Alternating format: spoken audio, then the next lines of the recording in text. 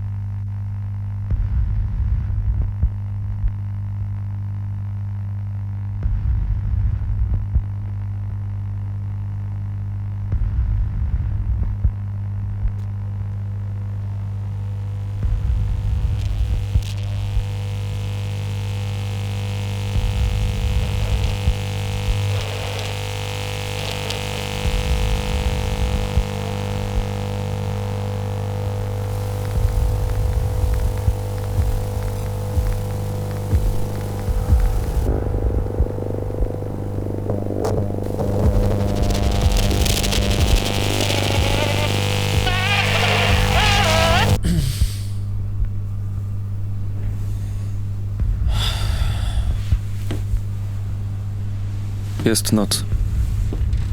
Budzę się.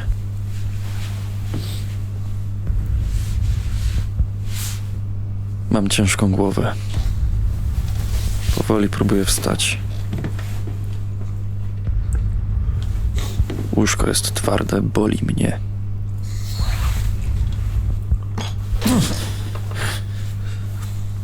Upadam na jedno kolano.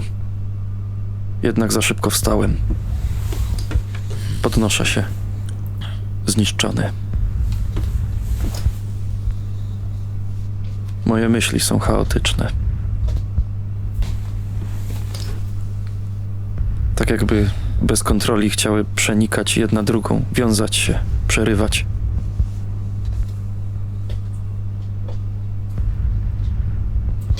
Podchodzę do biurka, biorę łyk z butelki. Prawie wylatuje mi z rąk.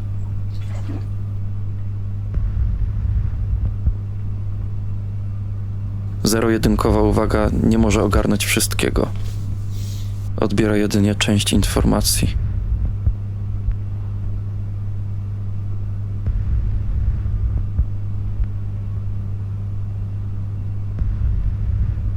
Jest ciemno. Widać czerwone światło lamp z ulicy, malujące tylko sylwetki kształtów w pokoju, w którym spałem.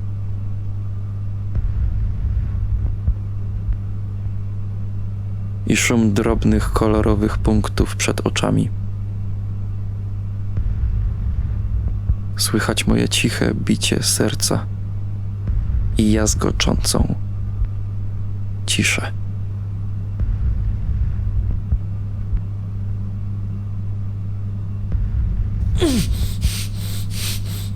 Boli mnie.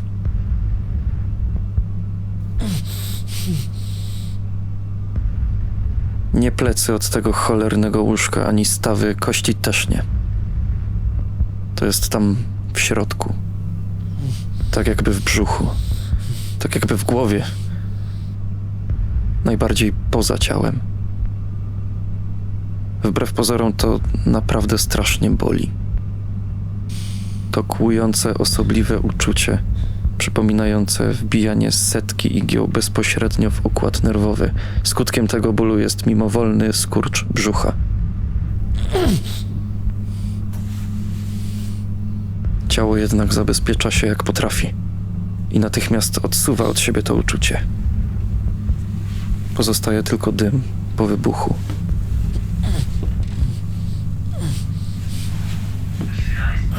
Kładę się do łóżka i próbuję znowu zasnąć. Bezskutecznie. Zaczynam przeglądać telefon, scrollować przez media społecznościowe. Próbuję uspokoić burzę swoich myśli. Otępiam swoją uwagę, żeby mnie puściło. Wspomnienia jednak nie dają za wygraną.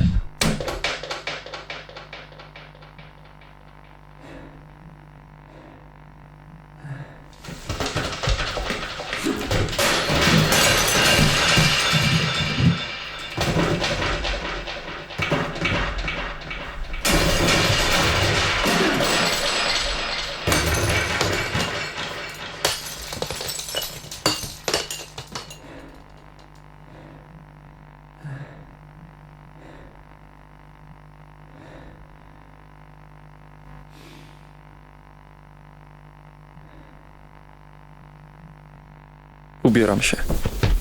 Idę się przejść. Jest jakaś 3 w nocy. Wychodzę z klatki, obracam się w stronę bloku.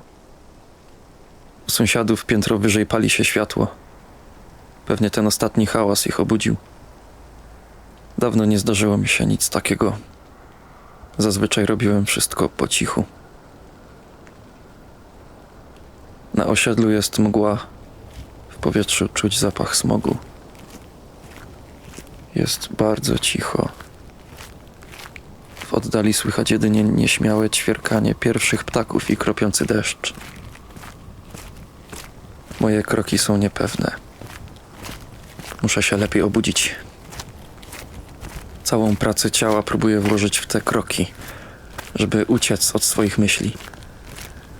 Zaczynam też mocniej wytężać wzrok. Mijam ostatni blok na osiedlu. Idę w stronę parku. O tej porze to trochę niebezpieczna okolica, ale mnie jest naprawdę wszystko jedno. Teraz kroki stawiam już pewniej. Zaczynam się lekko bujać na boki, żeby dodać sobie otuchy. Mijam kolejne i kolejne lampy uliczne. Skręcam. Przechodzę przez pasy do parku. Tutaj lampy nie świecą. Park jest całkiem spory. Składa się z głównej drogi, od której co pewien czas wychodzą odnogi prowadzące poza pole widzenia. Tutaj jest bardzo cicho i ciemno. Liście na drzewach wokół nawet nie drgną. Idę środkiem, już całkiem pewnie. Mój wzrok zaczyna się przyzwyczajać do ciemności, czarnych koron drzew. Wyziera szaro-brunatne niebo. Przed sobą w oddali zaczynam wyłapywać jakiś ruch. Coś jakby 2 głowy. Nie. 3. Idę szybciej. Zaczynam rozróżniać osoby. Zwalniam. Na co się kurwa patrzysz? Wstaję. Cisza. Oni też wstają. Wbrew pozorom, to naprawdę boli. To kłujące, osobliwe uczucie, przypominające wbijanie setki igieł bezpośrednio w układ nerwowy. Skutkiem tego bólu jest mimowolny skurcz brzucha. Boli.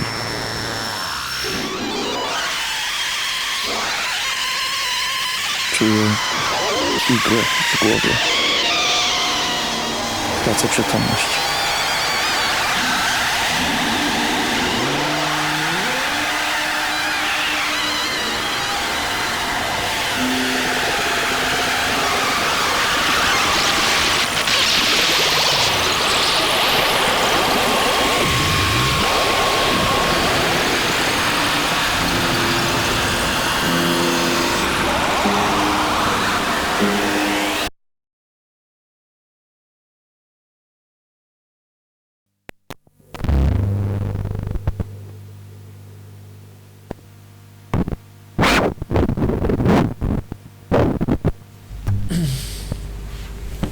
Jest noc. Budzę się. Mam ciężką głowę. Powoli próbuję wstać. Łóżko jest twarde. Boli mnie. Chaos jest bardzo skomplikowany. Siadam na łóżku. Patrzę na telefon. Jest chwilę po 2. Ale nie jest losowy. Powoli wstaję, ale mam zawroty głowy. Zataczam się. Opieram się o ścianę. Robię krok, ale upadam na jedno kolano. Podnoszę się. Zniszczony. Boli mnie. Mroczki przesłaniają mi wzrok. Podchodzę do biurka, biorę łyk z butelki. Boli mnie gardło przy przełykaniu. Patrzę w okno. Za zasłonką jestem w stanie rozpoznać tylko jakąś mieszaninę czerwieni i czerni. Butelka wypada mi z ręki. Przecieram oczy. Idę umyć zęby. Usnąłem w brudnym ubraniu bez kołdry i z włączonym światłem w łazience. Umywalka jest czerwona. Oglądam się uważnie w szczerbatym lustrze. Mam spuchnięte oko. Zmęczony ten gość tam naprzeciwko. Piszczy mi coś w uszach przez kilka sekund. Potem przestaje. Idę do kuchni. Zapalam światło. Czuję metalowy zapach. Zapomniałem, po co jestem w kuchni. Zaczynam robić sobie coś do jedzenia. Odpalam brudny telewizor. Piszczy ten telewizor. Zaczyna śmierdzieć spalenizną. Wyłączam ogień pod patelnią.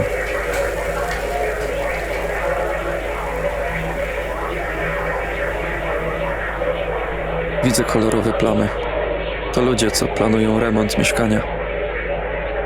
Wszystko jest takie białe i mdłe. Ci ludzie się cieszą. Nie podobają im się zasłony, jednak nie chcą kupować mieszkania. Wyłączam telewizor. Jedzenie jest białe i mdłe. Żygać mi się chce. Otwieram sobie.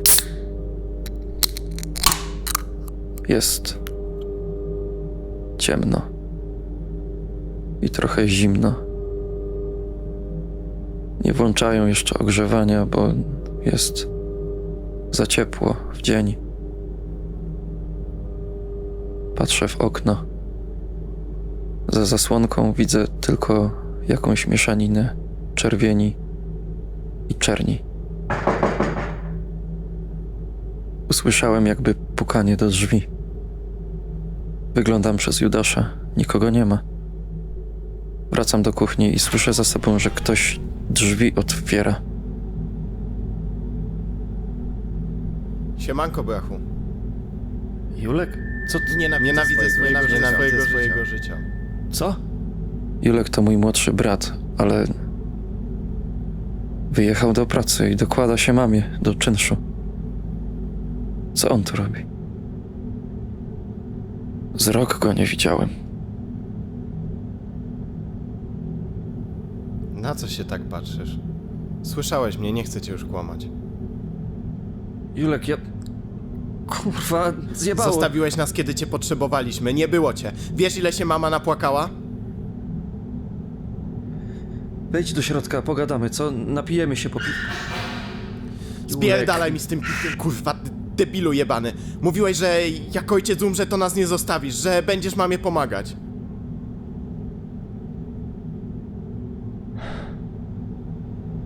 Pierdol się i zostaw ją, kurwa, naprawdę nie kontaktuj się więcej z nami. Nic z ciebie, kurwa, nie będzie. I poszedł. Po prostu. Nie miałem siły nic mu odpowiadać, ani go gonić. Nogi się zaczęły pode mną uginać. Nic z ciebie, kurwa, nie będzie. Poszedłem za nim zamknąć, ale było zamknięte. Stałem chwilę przed drzwiami. Patrzyłem po prostu przed siebie.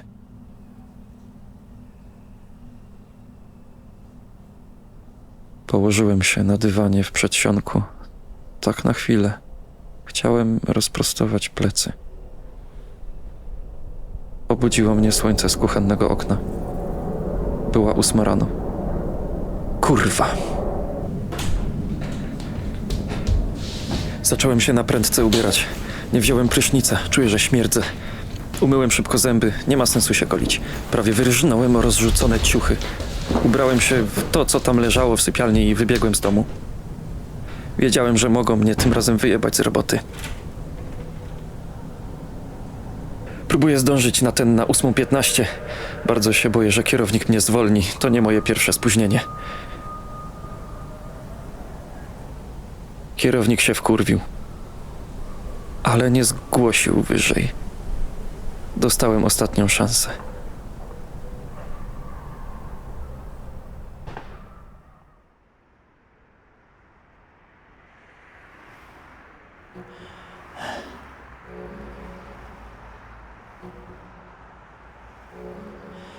Ej, księciuniu. Przepraszam. Panie szanowny, sprawę mam. Jak mi dasz 2 złote, opowiem ci dowcip. Co? Jest ciemno. Musiałem usnąć na przystanku, czekając na autobus po pracy. Nie pierwszy raz. Dam ci złotówkę, bo tyle mam. O, może być i złotówka, ale ja i tak opowiem, tylko ostrzegam. Jest sprośny. Może być bez dowcipu, nie mam humoru. Dobra. Co jest długie, czerwone i nie staje na zawołanie? Ziomuś, daj mi spokój. No wiesz pan co to jest? Co? Długie, czerwone i nie staje na zawołanie. No co? Tramwaj. Spojrzałem na niego. Przez chwilę przeszło mi przez myśl, że mógłbym mu złamać nos. Albo jebnąć w brzuch. Jest ciemno i przystanek na odludzie. Poza tym chuj, aby kogoś obchodził jakiś pobity staruch. Ale to tylko przez chwilę. Poszedłem za przystanek zapalić fajka, ale musiałem zgasić, bo nadjechał autobus. Wsiadłem, a staruch za mną. Zacząłem szukać miejsca, a ten jakby na złość pałętał się za mną krok w krok. Co ty, zgubiłeś się? Stań przy oknie, człowieku, bo jebie od ciebie. Ja przeprosić chciałem za ten żart. Przeprosić. Mam nadzieję, że nie uraziłem. Po czym stanął posłusznie przy oknie. Siadłem sobie na siedzeniu ustawionym tyłem w jego kierunku, żeby nie musieć na niego patrzeć. Nie miałem za dużego wyboru miejsc, więc nie dzieliła nas wielka odległość. Czułem od niego charakterystyczną woń, mieszankę moczu i strawionego alkoholu. Miałem się odwrócić i zwrócić mu uwagę, ale to on się odezwał pierwszy. Syna mam. W pana wieku. Coś we mnie pękło. Nie odezwałem się.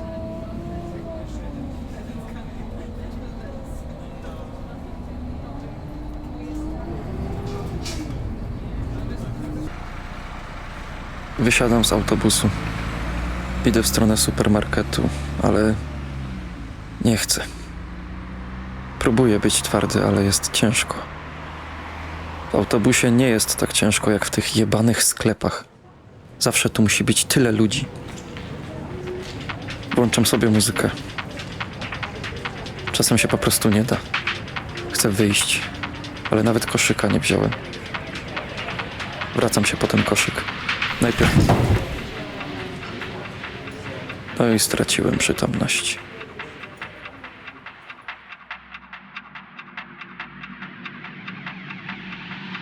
Jest noc.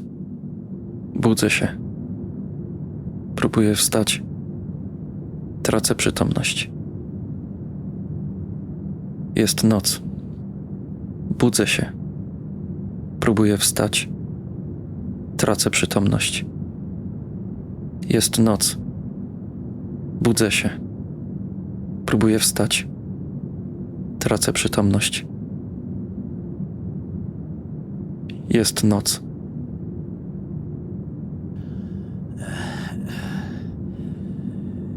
Syna mam. W pana wieku.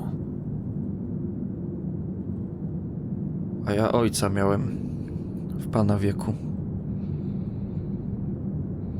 Ale zmarł. Przykro mi.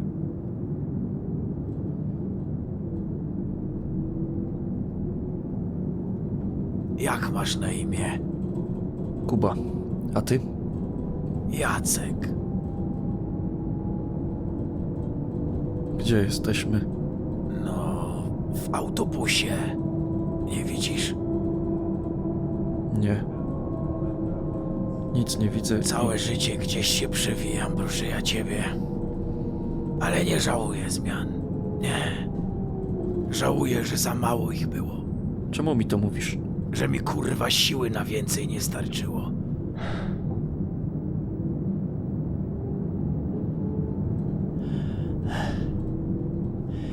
Syna mi najbardziej szkoda, wiesz? Myślałem, że se mogę być mądrzejszy niż wszyscy. Duma, kurwa. Nie duma. Co inne. Egocentryzm? Nie, kurwa. Tego... Nienawidzę swojego życia. No... Myślałem o sobie jak o najgorszym chujstwie. Ale nikomu pary z gęby i wzrok nad wszystkich. Byłem lepszy. Wiedziałem lepiej. Ty też tak robisz, nie? Znalazł się kurwa mędrzec. Słuchaj, młody. Wiesz, że powinieneś do niego zadzwonić. Nic nie zmieni się, jak do niego nie zadzwonisz. Rozumiesz to? I co ja mam mu kurwa powiedzieć, co? Siema, sorry, że życie mi się rozjebało jak ojciec umarł. Siema brat, w tym roku szykuj barszczyk, kurwa na święta przyjeżdżam. Nie kurwa, nie o to chodzi, dobrze o tym wiesz. Po prostu zadzwoń. Tu nawet nie chodzi o nich, tylko o ciebie. Musisz poprosić o pomoc. Rozumiesz, że ja nie potrzebuję pomocy? Dam radę. Dasz, ja wiem, że dasz. Ale nie idź przez to sam.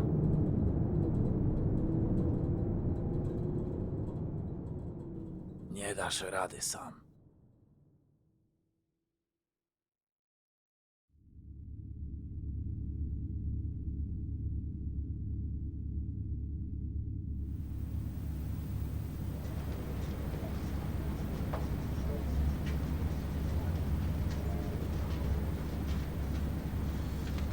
Obudził się pan. Świetnie. Słyszymy się, prawda? Nie ma pan przy sobie dokumentów, więc nawet nie wiem, jak się pan nazywa. Czy jest pan w stanie się przedstawić? Jakub Glauben. Jakub Glauben, dobrze. Panie Jakubie, ma pan poważny uraz głowy. Czy jest pan ubezpieczony? Czy mamy informować rodzinę o zajściu? Jestem ubezpieczony i zadzwonię sam. Okej. Ma pan jakieś metalowe protezy, rozrusznik serca i tym podobne sprawy? Nie. Dobrze. Oprócz urazu był pan też skrajnie wyczerpany i prawie odwodniony. W pana krwi wykryliśmy... Wiem, co wykryliście, nie musisz mi mówić. Został pan poważnie pobity, ale to nie stało się dzisiaj.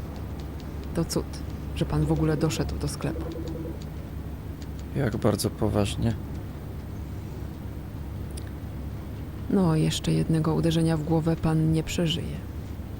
Musieliśmy zrobić panu RTG. Widać na nim pęknięcie czaszki w części skroniowej. Prawdopodobnie ma pan krwiaka. Mogą być też mikrourazy mózgu, jednak będziemy to mogli ocenić dopiero po przeprowadzeniu rezonansu magnetycznego. Ale pęknięcie czaszki to jest duży problem. A co jak mnie odrzucą? Co?